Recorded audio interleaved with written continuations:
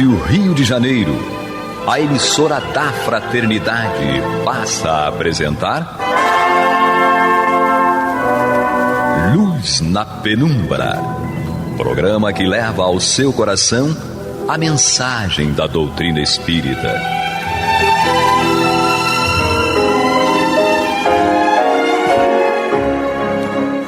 E com vocês, André Afonso Monteiro, para o estudo do livro A Gênese, da obra codificada por Allan Kardec. Olá, amigo ouvinte da Rádio Rio de Janeiro, a emissora da Fraternidade, a rádio que toda a família pode ouvir, programa Luz na Penumbra, estudo da obra A Gênese. Nós daremos continuidade aqui ao estudo do capítulo 13, Características dos Milagres, e hoje a partir do item 15.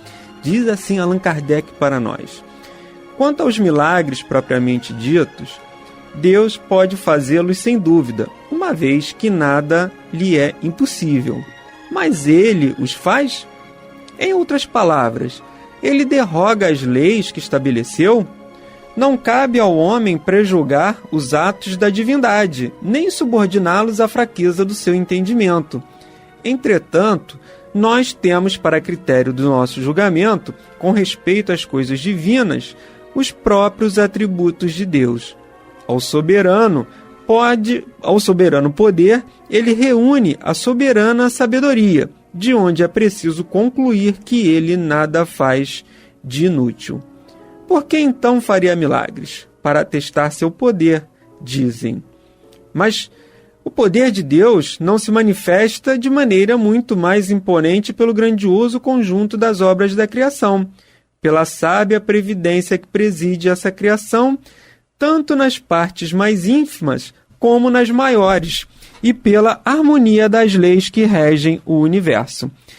Do porquê que algumas pequeninas e pueris derrogações que todos os prestidigitadores sabem imitar?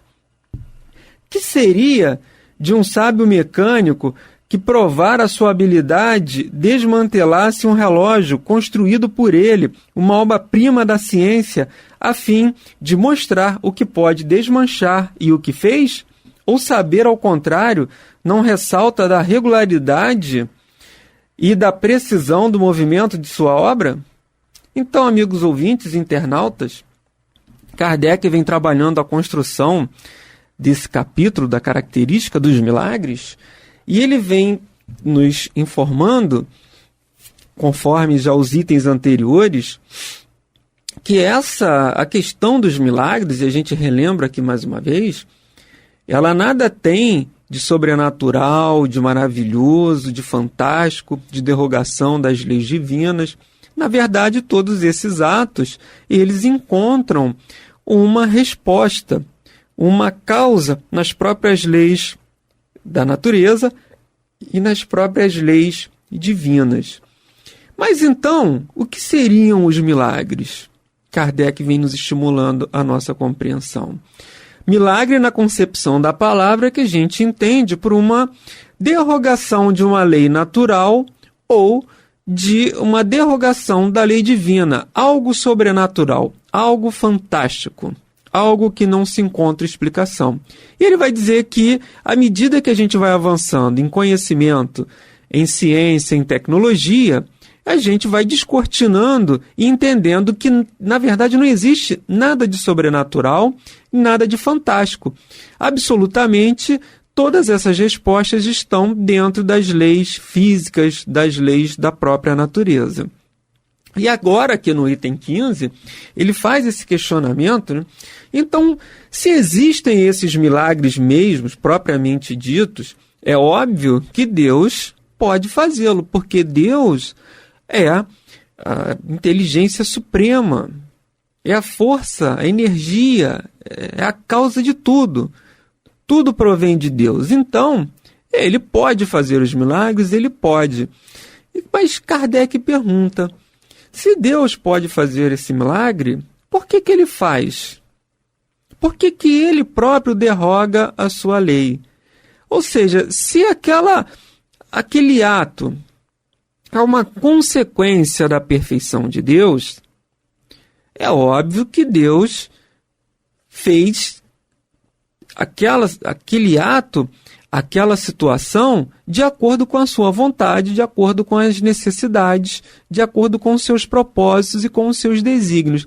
Então, se ele vai mudar aquilo, é como se ele estivesse se corrigindo. É isso que nós estamos querendo dizer, que aquele milagre aconteceu, porque Deus estaria supostamente corrigindo um erro, uma falha. Então, isso vai encontrar óbice perante os atributos de Deus, esses atributos divinos, como Kardec coloca lá em O Livro dos Espíritos, e também aqui no capítulo na obra da Gênese, logo no início, que nós vamos estudar os atributos de Deus. Partindo desse princípio, que Deus é a inteligência suprema, infinita bondade, sabedoria e justiça, nós não podemos compreender que Deus vai fazer algo que esteja em erro e Ele mesmo vai ter que corrigir esse erro. Que Deus vai beneficiar uns em detrimento de outros. Porque a nossa visão ainda de Deus é uma visão até certo ponto ainda, uma visão ainda humana, uma visão de ser humano perfeito, aquele ser humano que mesmo dentro de sua perfeição, ele ainda pode cometer equívocos. Então, às vezes, em alguns momentos, a gente confunde Deus com o homem. Em que sentido? Porque o homem, ele pode ser imprudente, o homem ele pode ser negligente, ou o homem pode fazer alguma coisa em que ele não tenha o total conhecimento daquilo. Em outras palavras, o homem pode ser negligente, imprudente ou não ter perícia. Então, essas são características, são condições da personalidade humana do homem que ainda é imperfeito, que ainda não atingiu a sua evolução. Então, eu posso me propor a fazer alguma coisa e não conseguir fazer aquilo bem feito, ou porque eu não tenho responsabilidade, ou porque eu sou indisciplinado, ou porque eu não tenho conhecimento daquele fato, ou porque eu faço aquilo de qualquer maneira, sem ter a previsão exata e calcular os prós e os contras de como aquilo pode ser feito sem dar erro. Sem dar erro no sentido, eu quero que aquilo aconteça do meu jeito. Eu quero que aquilo aconteça nessas condições. Eu vou prever um fato, eu vou fazer uma casa, enfim, vou planejar alguma coisa. E quando a gente faz esse planejamento, a gente procura se cercar de conhecimento, se cercar de segurança, para que aquele planejamento saia corretamente como a gente espera, para que ele dê o resultado que a gente queira. A gente vê isso na vida comum, quando a gente vai construir alguma coisa, quando a gente vai preparar um alimento, enfim, quando a gente vai fazer um trabalho profissional, quando a gente se propõe até a ser pai, a educar uma criança, a gente se programa, a gente planeja para que aquilo saia da maneira correta e atinja o objetivo que nós queremos. E com Deus, amigos ouvintes internautas, não poderia ser diferente. Deus não poderia planejar nada ou nada da sua obra, nada da sua criação, sem esse planejamento correto. Até porque Ele é a perfeição. Então, tudo que Deus colocou em prática pela sua vontade, pelo seu desejo, vai acontecer da maneira como Ele quer, com as previsões que Ele sabe que vai chegar àquele objetivo, vai atingir aquele resultado. Mas nós, quando planejamos, a gente às vezes pode se propor a fazer alguma coisa e aquilo ali sair errado. Ou porque a gente não se planejou da maneira correta, ou porque a gente fez alguma coisa errada ali naquele caminho, naquele planejamento, alguma atitude, a gente não prestou, não deu atenção devida, e aquilo ali sai do nosso controle. Então, quando a gente acha que Deus opera um milagre na nossa vida, a gente está achando que de alguma maneira Ele está derrogando, e esses milagres analisando do ponto de vista sobrenatural, do ponto de vista fantástico, como se Deus estivesse corrigindo algo que saiu do seu planejamento. É mais ou menos essa comparação que nós estamos propondo. Então Deus está corrigindo algo que Ele fez errado. Então será que Deus foi imprudente? Será que Deus foi negligente? Ou Ele fez algo sem conhecimento? sem a técnica devida, ele fez alguma coisa sabendo que aquilo ali não poderia dar certo e agora, como não atingiu aquele objetivo, aquele resultado que ele esperava, ele agora está corrigindo o caminho? É óbvio que não, porque Deus, dentro dos seus atributos, que nós já estudamos, que a gente relembra, onisciência, onipresença, infinita bondade, justiça, soberanamente bom e justo, inteligência suprema. Então, esses atributos não permitem com que a gente possa deduzir que Deus cometeu algum erro, algum equívoco. Mas, amigos ouvintes, nós estamos aqui com o programa Luz na Penumbra, comigo André Monteiro, estudando a obra Gênesis, no capítulo 13, Características dos Milagres, e aqui no item 15. Então, nós estudávamos essas propostas de Kardec, esses questionamentos de Allan Kardec, que nos leva à reflexão. Então, se Deus pode promover, ele pode promover essas derrogações? Pode, mas por que ele faria isso? Então ele estaria passando um atestado de incompetência, se ele assim fizesse. Então esses atos que nós achamos que é extraordinário, magnífico, sobrenatural, fantástico, essas características de milagres que a gente conceitua como se fosse algo sem qualquer explicação na natureza e nas leis divinas, a gente é como se nós estivéssemos entendendo que Deus está derrogando ou corrigindo aquilo que está errado. Então, se acontece, é porque já estava previsto, já estava previamente programado por Deus, com respaldo nas leis da natureza e nas leis divinas para que aquilo acontecesse.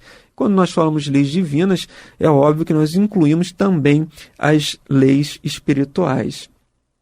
Então, Kardec continua, né? Aqui ainda no item 15. Então, ele faz essa série de questionamentos, né?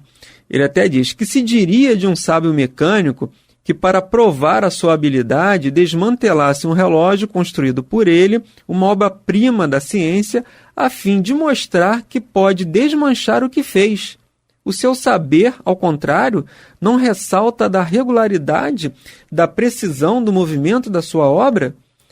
Assim, a questão dos milagres, propriamente dita, não é da alçada do espiritismo, mas apoiando-se no raciocínio de que Deus não faz nada de inútil, ele emite a seguinte opinião: não sendo os milagres necessários para a glorificação de Deus, nada no universo se afasta das leis gerais. Se existem fatos que não compreendemos, é porque ainda nos faltam os conhecimentos necessários. Então, ele vai fechar esse item 15 fazendo essa analogia com o mecânico que constrói um relógio e, estando aquele relógio ali perfeito, ele desmontaria aquele relógio e o montaria de novo só para de alguma maneira se expor ou fazer uma exposição por status ou querer essa visibilidade na sociedade. Seria isso? Ou não? Lógico que a gente só vai mexer em alguma coisa que tem necessidade de ser mexida, de ser consertada, de ser alterada. E na nossa trajetória humana, na nossa trajetória no nosso planeta, é óbvio que isso vai acontecer. Às vezes a gente vai traçar alguma coisa e aquilo ali vai sair errado, porque nós não temos o conhecimento necessário ainda para planejar aquilo. E na medida do possível a gente vai corrigindo, a gente vai acertando, a gente vai aparando as arestas, porque nós somos imperfeitos. Nós ainda não temos esse grau de conhecimento, esse grau de perfeição para que a gente possa planejar ou colocar em prática a nossa obra e que ela se conclua. Temos como um exemplo o nosso Mestre Jesus. Dezembro, mês do Natal, mês da comemoração do aniversário do doce Rabi da Galileia, e ele veio com um projeto. Ele veio com uma programação de implantar o reino de Deus, de fazer com que esse reino de Deus que está ali em estado de germinação, em estado latente nos nossos corações, extravasasse. Então ele vem em pessoa. ele encarna entre nós. Então, ele planeja toda essa situação para concluir a sua missão e a sua obra de implantar o Evangelho nos corações da humanidade. E amigos e internautas e ouvintes, nós vamos chegar à conclusão que a obra, que o propósito de Jesus, por mais que na sua caminhada, na sua trajetória, ele possa ter encontrado contratempos e dificuldades, mas ele consegue concluir a sua obra. Passados 2019 anos, o Mestre Jesus está vivo nos nossos corações. E a sua mensagem, os seus exemplos também, porque ele conseguiu concluir a sua obra.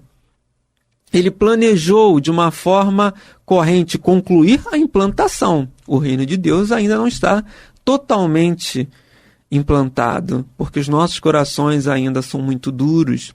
Mas a mensagem ficou para a posteridade. A mensagem é eterna. Então Jesus não teve equívoco, não teve milagre, não teve nada que desafiasse as leis da natureza, as leis da ciência ou as leis divinas na trajetória de Jesus entre nós. Tudo perfeitamente explicável. E a obra dele consegue, então, ser concluída, que era implantar, trazer o Evangelho. Então, vide que essa comparação que nós fazemos é no sentido de que Jesus, esse Espírito perfeito, ele conseguiu colocar em prática o seu objetivo. Da mesma forma que os acontecimentos das nossas vidas, se às vezes eles não saem da maneira como nós programamos, é porque a gente talvez tenha programado de uma forma equivocada. Então nós programamos também a nossa reencarnação, a nossa trajetória aqui nesse mundo. E aí a gente imagina, pode acontecer algum erro? Pode ter alguma alteração? O erro que a gente fala é não dar aquele resultado que a gente espera? Sim, porque talvez a gente tenha programado de uma forma equivocada ou a gente tenha feito algo que não estava realmente naquelas linhas gerais que nós programamos. E pelo nosso livre-arbítrio a gente pode alterar, a gente pode fazer mudança, a gente pode escolher. Mas, de alguma maneira, dentro do projeto divino, essa nossa trajetória, mesmo alterada de acordo ainda com as nossas dificuldades, com a nossa ignorância, elas estão previstas nas linhas de Deus. Então, não são algo que fugiram ao controle de Deus. Então, uma coisa é a gente entender que nós podemos nos equivocar, que a gente pode errar, que a gente depois vai ter que fazer algo para corrigir. Tudo bem, isso é perfeitamente possível porque nós somos ainda espíritos que estamos na caminhada do conhecimento, na evolução, no nosso crescimento moral e intelectual. Então algo pode sair errado dentro daquilo que nós estamos programando, mas nunca é errado para Deus, porque Ele sabe tudo o que pode acontecer. Mas a gente não pode pegar esse nosso exemplo de homens falhos ainda, de espíritos falhos, e aplicá-lo a Deus. Como se Deus, de alguma maneira, pudesse fazer alguma coisa que realmente Ele não previa. E agora vou corrigir porque eu fiz isso aqui errado. Então essa é a ideia que nós temos de Deus, é ainda uma ideia humana. É uma ideia ainda complicada para a gente poder fazer essas comparações. Os benfeitores espirituais, em O Livro dos Espíritos, eles vão responder a Allan Kardec que nós não temos ainda condições de compreender os desígnios de Deus, de compreender a sua essência, a sua plenitude. Ainda nos falta sentimentos, ainda nos falta conhecimento, evolução intelectual e moral para que a gente possa compreender a essência divina. E o que mais nos aproxima de Deus para que a gente possa entendê-lo, é compará-lo ao homem que falha, ao homem que erra. Muitas vezes nós dizemos isso: Deus se esqueceu de mim, Deus não é meu pai porque Deus permitiu que isso acontecesse, porque Deus errou comigo. Então a gente faz críticas a Deus como se ele fosse um homem passível de erros. A gente não consegue compreender que dentro dessas leis, dessa grande engrenagem universal que regem as leis divinas e as leis materiais, a gente não consegue compreender que está tudo numa sincronia perfeita. Mas quando aquilo sai do nosso contexto, quando a gente não consegue a explicação, até pelo nosso orgulho, pela nossa vaidade, a gente vai entender ou vai justificar como se Deus estivesse equivocado e errado na nossa vida. E quando a gente observa aqui a fala de Kardec, que é muito interessante, se existem fatos que não compreendemos, é porque ainda nos faltam os conhecimentos necessários.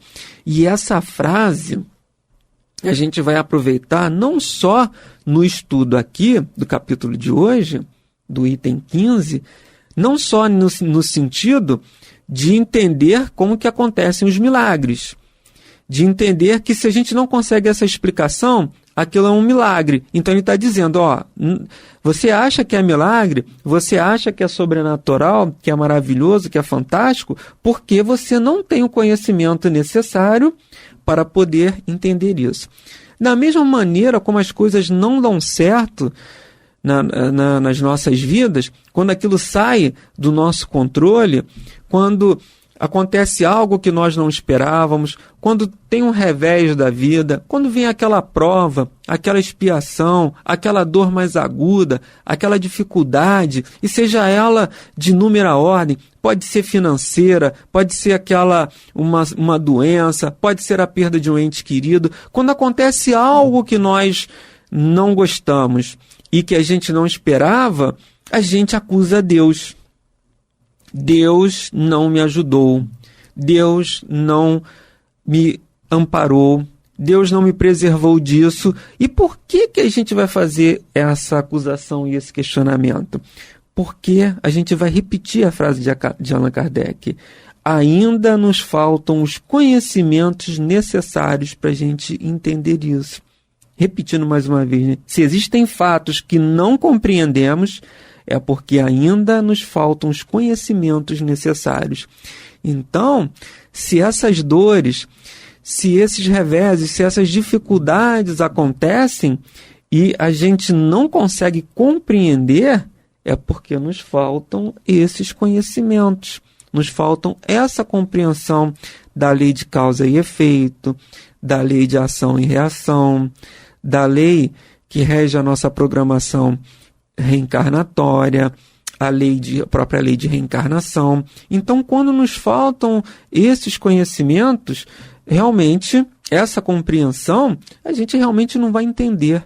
A gente não vai conseguir nem entender porque o Deus opera um milagre na nossa vida, porque acontece muitas vezes uma coisa boa, uma coisa que nos salva de um perigo, nos salva de uma dificuldade, e da mesma maneira nós não vamos entender porque Deus não nos salvou aquela hora. Então, quando Ele salva, Deus é Pai, Deus orou por Deus, viu por mim. E quando Ele não nos salva, Deus me castigou, Deus não foi bom, Deus esqueceu de mim.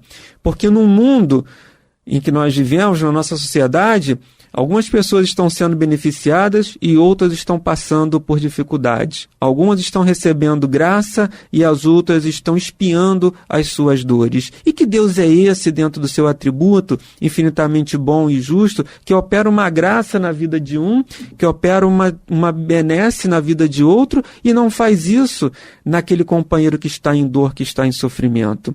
Então esse Deus é um Deus injusto? Isso fere os seus atributos. Então esse Deus, ele privilegia uns em detrimento de outros, é incompatível com os seus atributos. Mas se a gente olhar só desse ponto de vista, a gente vai ter dificuldade de compreender Deus. Mas à medida que nós vamos aprofundando nos estudos da doutrina espírita, no conhecimento e na essência divina, nós vamos achando as explicações para esse fato.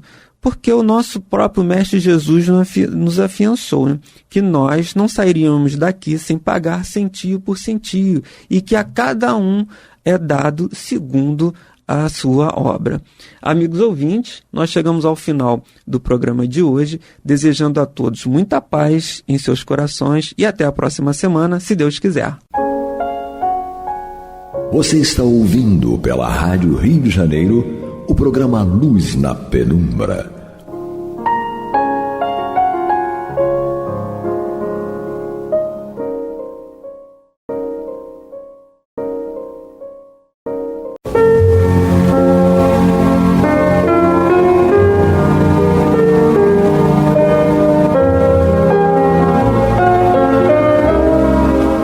Rádio Rio de Janeiro está levando ao seu lar e ao seu coração a mensagem consoladora da doutrina espírita, através do programa Luz na Penumbra.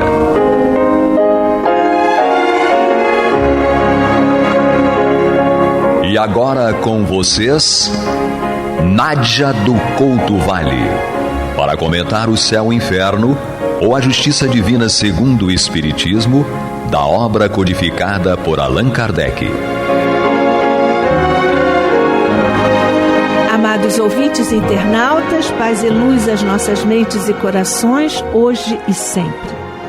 Nós estamos estudando esta obra, estamos no capítulo 10º da primeira parte, um capítulo no qual o nosso codificador Allan Kardec trata da intervenção dos demônios nas modernas manifestações, ou seja, mediunidade. E ele naturalmente vai nos dar todas as explicações a esse respeito, que ele detalha em O Livro dos Médiuns, mas aqui, já que estamos falando de teologia espírita, que é o cerne desta obra, ele nos fala de como se dá essa comunicabilidade entre os planos existenciais em função das posturas teológicas de demônios e de anjos. Afinal, quem se comunica com os homens? Os anjos ou os demônios? Há controvérsias teológicas, não é? É verdade. Uns acham que são os anjos, outros acham que são os demônios e outros ainda acham, como na teologia católica, acham que é válida a comunicação dos santos e não é válida o outro tipo, não é válido o outro tipo de comunicação. Para estudarmos e continuarmos estudando este tema sob essa angulação, a partir do item 2 do capítulo 10º da primeira parte desta obra, nós contamos mais uma vez com a presença generosa, amiga, companheira do nosso Marcos Davi, a quem novamente agradecemos por estar aqui conosco estudando esta obra. E mais uma vez renova a alegria de estar presente. Exato, a alegria para nossa, estudarmos. Recíproca então. Então vamos estudar aqui, vamos continuar esse item 2 do capítulo 10. Enquanto, Marcos, se não possuía do mundo espiritual noções mais que incertas e sistemáticas, a verdade podia ser desviada, mas hoje que observações rigorosas e estudos experimentais esclareceram a natureza, origem e destino dos espíritos, bem como seu modo de ação e papel no universo, hoje, dizemos, a questão se resolve por fatos. Sabemos agora que essas inteligências ocultas são as almas dos que viveram na Terra. Sabemos também que as diversas categorias de bons e maus espíritos não são seres de espécies diferentes, porém que apenas representam graus diversos de adiantamento. Segundo a posição que ocupam, em virtude do desenvolvimento intelectual e moral, os seres que se manifestam apresentam os mais fundos contrastes, sem que por isso possamos supor não tenham saído todos da grande família humana, do mesmo modo que o selvagem, o bárbaro e o homem civilizado. Muita coisa para nós estudarmos, né, Márcio? Então vamos começar. As noções anteriormente eram incertas. Sim. Mas depois, e sistemáticas. Mas depois, com o Espiritismo, essa questão ganhou um fôlego extraordinário. A verdade não podia mais ser desviada, né? Porque ele fala que a verdade podia ser desviada. Agora não tem mais como ser. Por quê? Por causa exatamente da ciência. Isso. Porque a doutrina espírita, no seu vértice de ciência, é uma ciência de observação. Uhum. Não aquela ciência do laboratório, com tubo de ensaio, mas aqui ele fala rigorosos estudos experimentais dizemos, a questão se resolve por fatos. Então, o fato, a experimentação, a observação, o estudo científico, chegou-se à conclusão de que os espíritos desencarnados nada mais são do que as almas daqueles que viveram na Terra. Aliás, isso foi uma didática usada por Kardec. Sim. Ele usou a alma para os espíritos encarnados. Né? E o espírito, com letra maiúscula, para os espíritos desencarnados. Né? E às vezes ele fala da alma, fala do espírito, mas é a mesma, são os espíritos do homem, encarnado ou desencarnado. Ele fala aqui, são as almas dos que viveram na Terra. E dá a noção de que nós estamos na categoria de bons ou maus espíritos, ainda maus, de acordo com um grau diverso de adiantamento. Aí voltamos lá na questão do esforço pessoal. Então, e ele fala, segundo a posição que ocupa em virtude de desenvolvimento intelectual e moral, os seres se manifestam apresentam os mais fundos contrastes. Então, vejam, nós vamos estar na posição de adiantamento em que a nossa intelectualidade e a nossa moralidade levar. Não adiantará nada nós, como espíritos imortais que somos, porque nós ainda falamos muito que somos espíritos encarnados, mas na verdade a nossa natureza é de espírito imortal, espírito que vive na erraticidade. Então, quando nós lá estivermos, que é a nossa natureza, não vai adiantar nada eu dizer, mas eu fui doutor, mas eu li... Fui rico, ou fui muito pobre, coitado de mim que foi muito pobre, mas o que você fez da riqueza, o que você fez da pobreza, o que você fez do seu doutor, do seu doutorado, né? Então, o que vai adiantar, e aí sendo redundante a palavra adiantamento, é o que você conseguiu de moralidade e de intelectualidade. Né? O que nós fizemos com isso? Né? Para chegarmos nessa posição de ordem, de bom e mal. Uhum. Na verdade, todos estamos destinados à bondade. Né? Somos perfectíveis. Seremos um dia espíritos puros. Na concepção popular, os anjos. Vai demorar, mas vamos chegar lá. Então, esse demorar depende do esforço de cada um, né? Dentro daquela rota comum que nós lemos. Né? Então,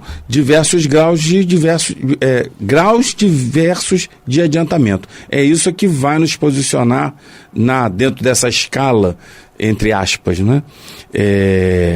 Desse desenvolvimento intelectual e moral que nós vamos obter, mais uma vez, sendo redundante, mas essa redundância é tão boa, através do amor que nós dispomos a fazer aqui enquanto estamos encarnados.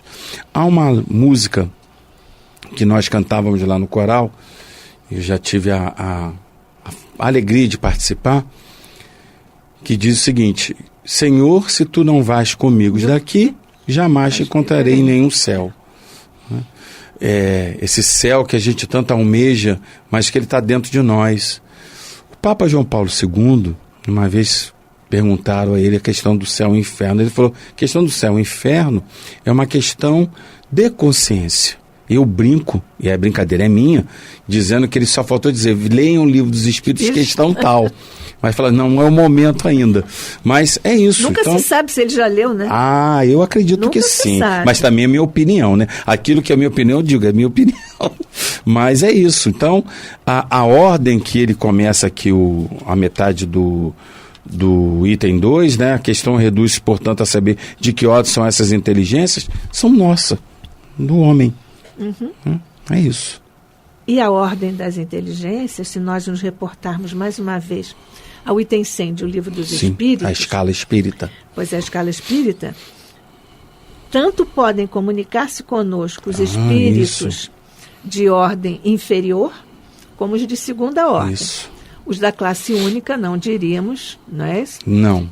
Mas alguns espíritos superiores podem comunicar-se conosco dependendo de um instrumento mediúnico que seja, o que ofereça as condições para essa intermediação. Isso. Não é Geralmente são comunicações de ordem gerais. Gerais, né? Exatamente. Para nós todos. E com médiuns que estejam aptos também a receber o influxo vibratório desses espíritos de grandíssimo porte vibratório. Né?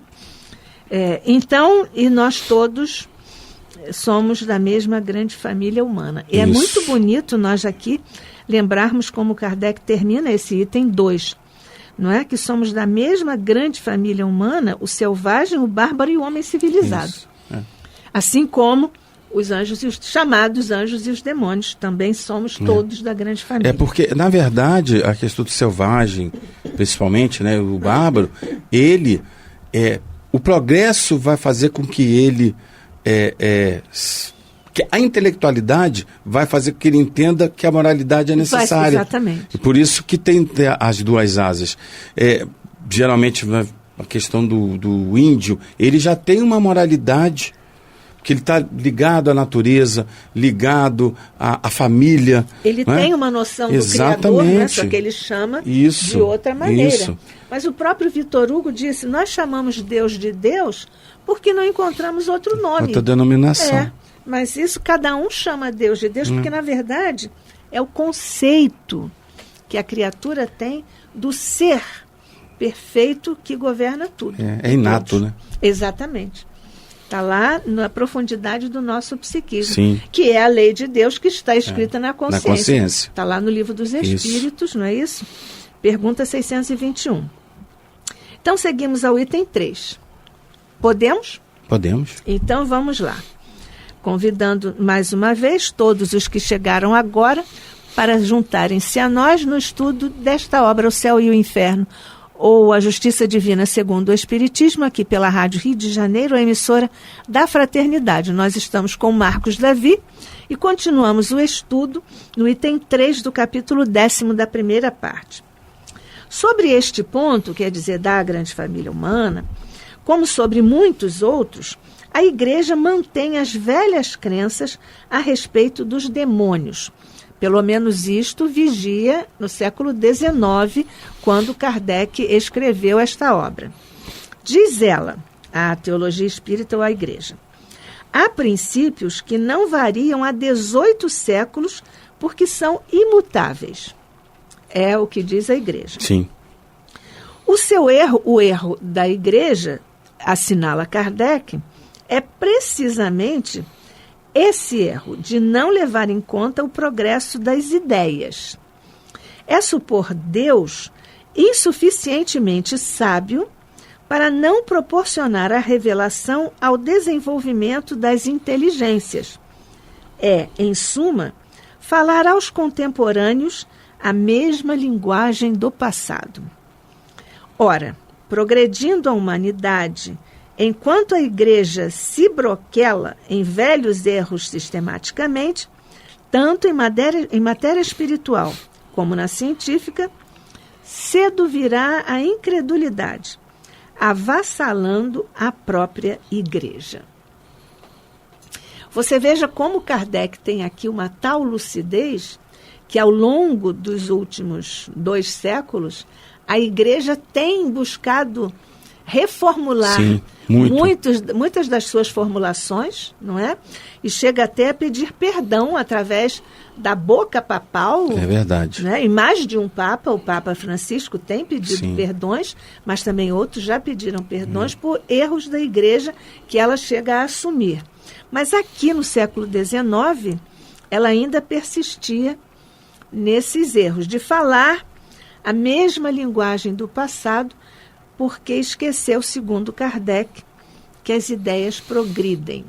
É a lei do progresso. Isso. Né? E ele fala que a Igreja dizia que eram imutáveis, né? Aquelas leis, os princípios, na verdade, que ele fala, são imutáveis. E me veio aqui a ideia de que imutável é só a misericórdia divina. Essa é imutável. A bondade divina é imutável. Isso. Agora, uma ideia equivocada que foi usada, nós vimos aqui, para dominar, para atemorizar, via-se Deus ainda como Deus dos exércitos, um Deus vingativo, um Deus punitivo, quando Jesus trouxe um Deus de amor. Eu não vim destruir a lei, sim lhe dar cumprimento de amor. Né? Então, o erro é precisamente não ter levado em conta a lei de progresso e das ideias.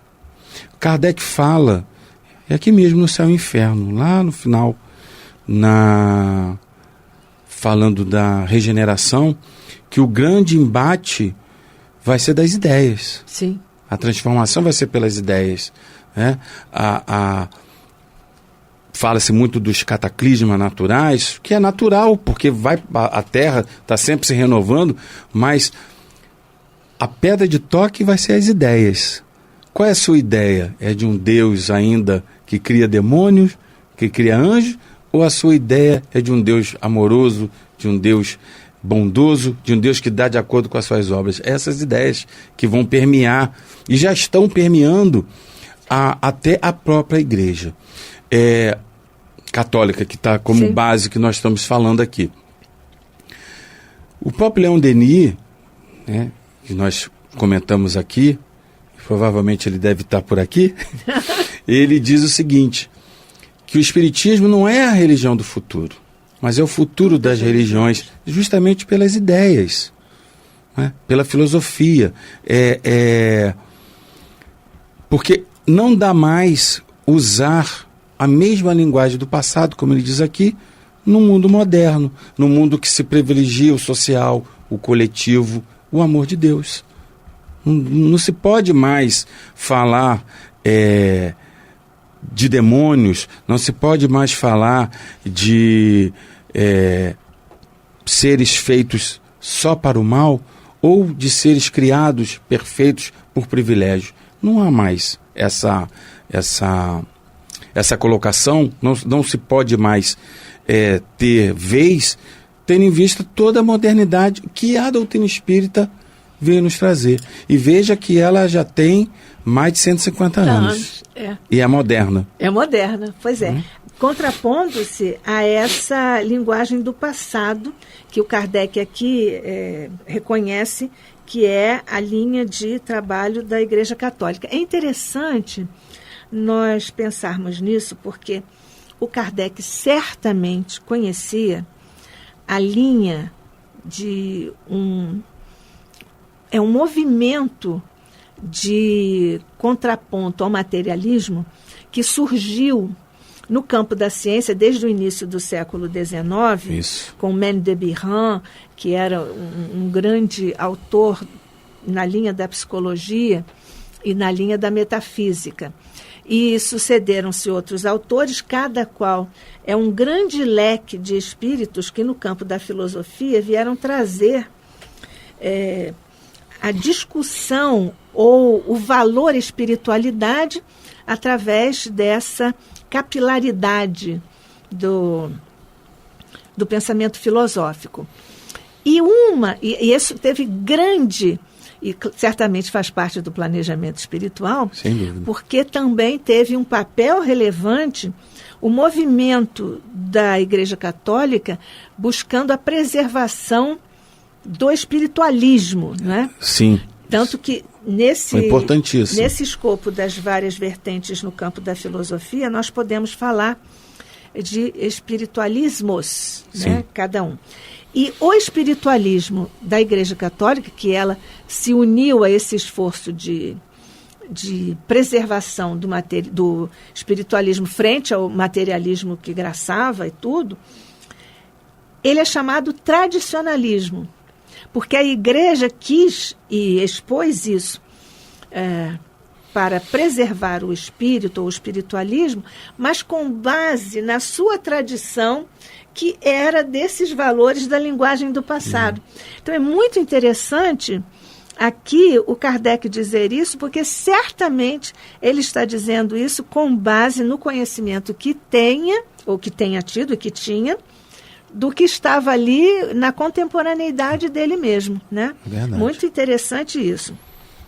Então, progredindo a humanidade, a Igreja continuava naqueles velhos erros teológicos de uma forma sistemática, e o tradicionalismo, né?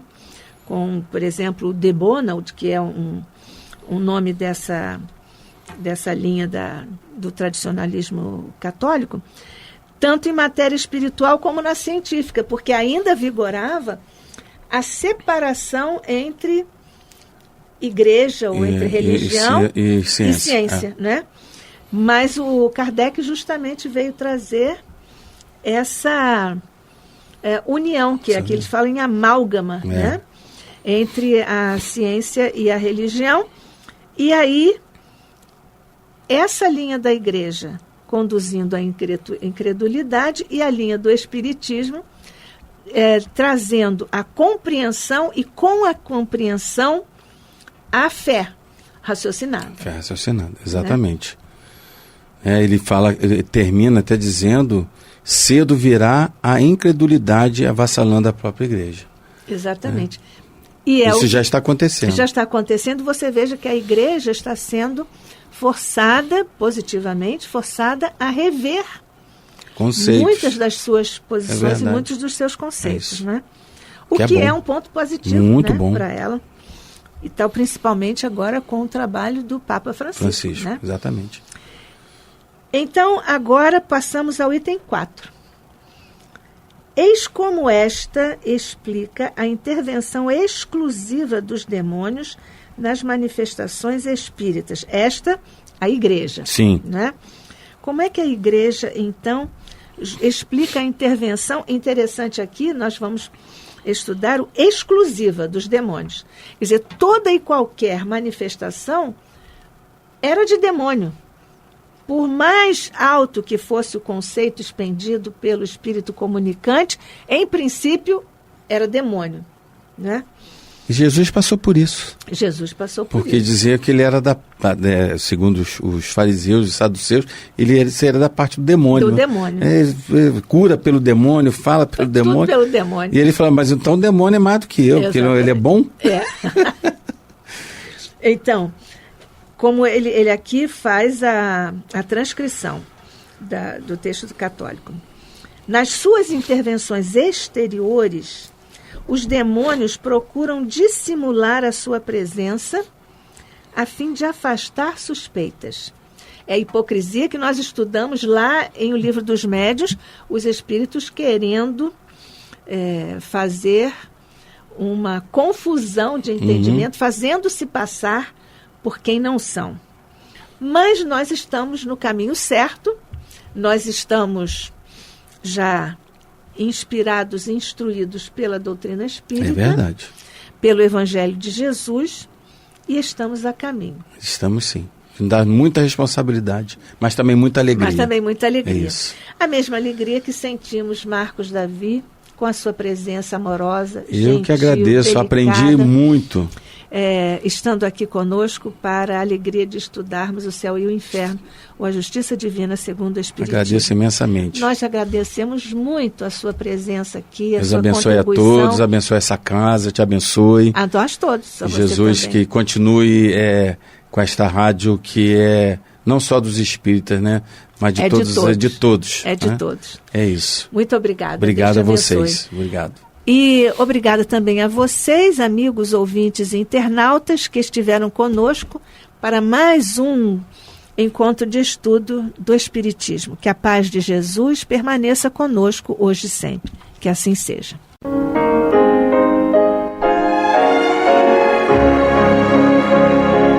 E vamos ouvir agora a prece de encerramento de nosso programa, na voz de Geraldo de Aquino. Jesus, dá-nos coragem para a luta, piedade para os insultos e misericórdia para as injustiças e ingratidões. Limpa nossa alma de inveja e ambições mesquinhas, de ódio e de vingança o nosso caminho. E que dentro em pouco, ao recolher-nos de novo ao calor do nosso leito, para que o sono nos dê a paz e o esquecimento das tristezas humanas, possamos sentir, Senhor, no mais íntimo de nosso ser, a doçura indefinível do Teu amor e a grandeza incomparável da Tua divina presença. que assim seja.